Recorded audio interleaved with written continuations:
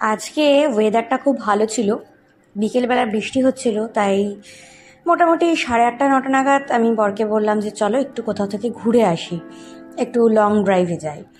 তো লং ড্রাইভে যাওয়ার পথে কল্যাণী এক্সপ্রেস ওয়ের কাছে আর কি একটা এই ছোট একটা রেস্টুরেন্ট বা ধাবা যাই বলো, রেস্টুরেন্টই একটা দেখতে পাই এবং খিদে পেয়ে গেছিলো, রাতও হয়ে গেছিলো, 10টার ওপর বেজে গেছিলো, তাই আমরা কিন্তু চলে গেছিলাম খেতে। স্টার্টারে আমরা নিয়ে নিয়েছিলাম চিলি পনির। আমার খুব একটা আমিষ খেতে ইচ্ছা করছিল না, কিন্তু আমার বর তাও চিকেন অর্ডার করলো, তাই বললো যে স্টার্টারে চিলি পনির দিয়ে শুরু করি। টেস্টটা মোটামুটি ভালোই ছিল, তো স্টার্টারে চিলি পনিরটা খেয়ে মোটামুটি ভালোই লাগলো। আর হোটেলের রেস্টুরেন্টের অ্যাম্বিয়েন্সটাও খুব ভালো ছিল। নিচে একটা ফ্লোর আছে, একতলাটায় কিছু নেই, সিঁড়ি দিয়ে উঠে একটা ফ্লোর আছে, ফার্স্ট ফ্লোর, আর তারপরে কিন্তু রুফটপ। তো এবার আমরা মেন কোর্সে চলে গেছি। মেন কোর্সে আমরা নিয়েছিলাম পোলাও, আর এটা হচ্ছে চিকেন, এটা চম্পারন মটন, তো আমরা সবাই শুনেছি চম্পারন মাটন, তো আমরা নিয়ে নিয়েছিলাম চম্পারন চিকেন।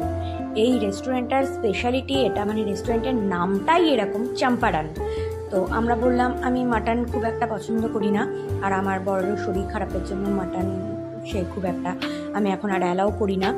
কোলেস্টেরল হাই বা সুগার আছে, আমারও সুগার আছে। তো চম্পারন চিকেনটা আমরা ট্রাই করলাম। চম্পারন মাটনটাই মেন হয়, তো চিকেনটা কেমন হয় ট্রাই করলাম। চিকেনটার টেস্টটা খুব একটা আমার ভালো লাগেনি।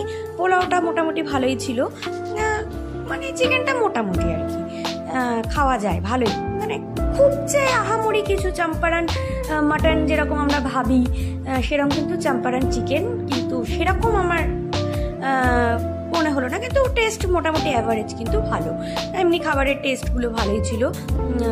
চিলি পনিরটাও ভালোই লেগেছে, পোলাওটাও আমার ভালোই লেগেছে।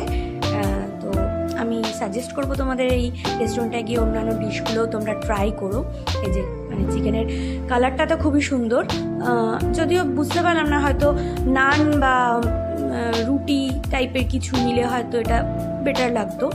পোলাওয়ের সাথে চিকেন কষা বা মাটন কষাটাই মেন চলে, তাও একটু ডিফারেন্ট কিছু ট্রাই করব বলে চম্পারন চিকেনটা আমরা নিয়েছি।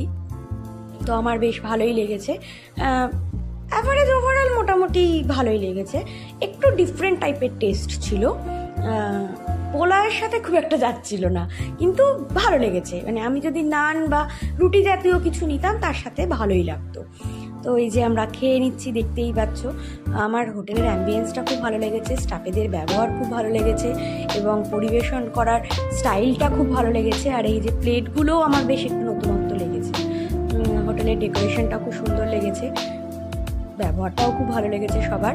তো আমি সাজেস্ট করবো তোমরা যারা কল্যাণী এক্সপ্রেসওয়ে দিয়ে যাও বা মাঝে মাঝেই যাচ্ছ বা কখনো গেলে, তারা এই রেস্টুরেন্টটা আমি রেফার করব।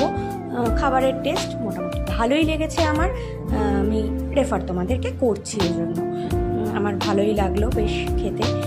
চিকেনটা যদিও বা একটু অন্য টাইপের চিকেন নিলে হয়তো বা বেটার হতো।